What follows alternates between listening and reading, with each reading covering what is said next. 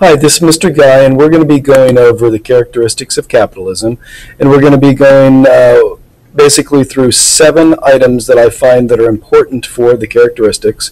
The textbook, it mentions 4 of them, and then I've added some, and I've looked at other textbooks, and basically I feel these are all very important characteristics of capitalism to have this.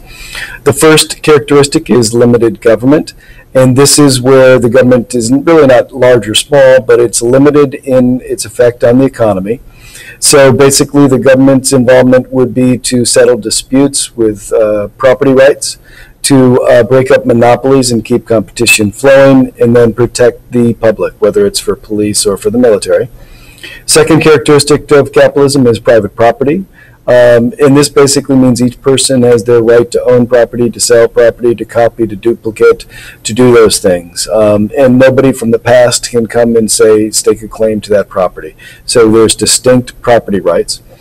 Profit motive is basically what makes capitalism tick. It's the item that we look to as why we do things, what business we go into, why we join a field, why we do anything is to make money and to make the most money as possible. So the driving force of capitalism is the profit motive, and that is the incentive that makes people strive harder, work harder, do better. It's profit. Number 4 is the price system, and this is basically supply and demand, which sets the prices. So government doesn't set the prices. Government doesn't regulate prices.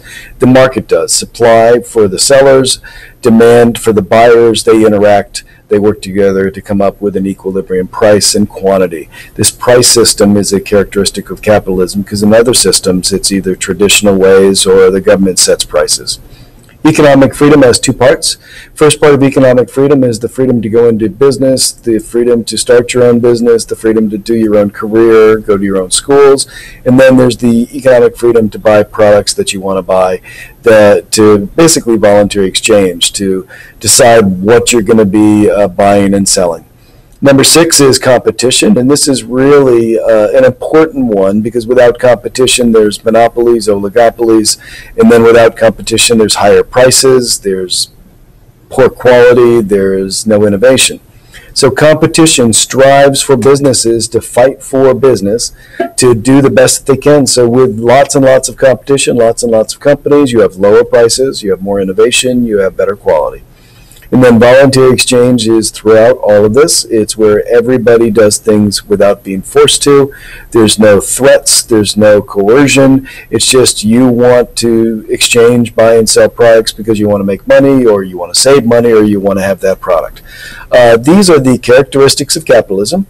I just want you to know that there is no capitalistic society now at this point in time. The United States is more of a mixed capitalistic economy, mixed free enterprise.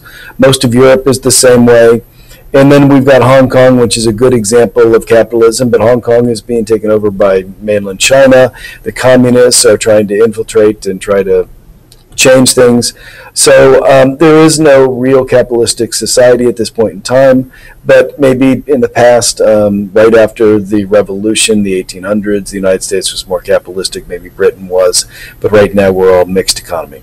So with these characteristics is capitalism, so make sure you understand them, know them, and if you have any questions, feel free to ask outside of class or on Facebook or on Google Plus or on YouTube. Thanks a lot and have a good day now. Bye-bye.